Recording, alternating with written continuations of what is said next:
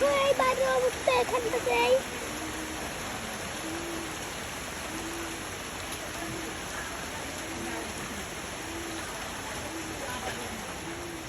দেখলেন তো এখানটাতে পাঁচটা দোয়া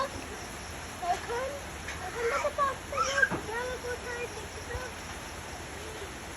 ওই যে একটা পাঁচটা দোয়া এখানটাতে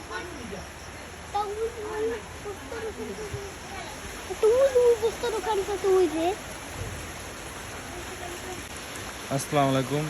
এখন শুনলেন আবদুল্লাহর কথা। আসলে সারা রাত্র বৃষ্টি হয়েছে তো আমাদের বরগুনা জেলায়। দেখেন কি অবস্থা। এই যে আমার হাঁসের ঘর পানির নিচে ডুবে গেছে। এই যে হাঁসের ঘর। এই দেখেন আমাদের বাসার আশেপাশে পানির কি অবস্থা। ওই যে আমার মাছের হ্যাচারি ভাইসে গেছে। এই যে কোয়েলের ঘর, কবুতরের ঘর সব পানির নিচে। মানে রীতিমতো আমরা এখন পানি বন্দি হয়ে গেছি।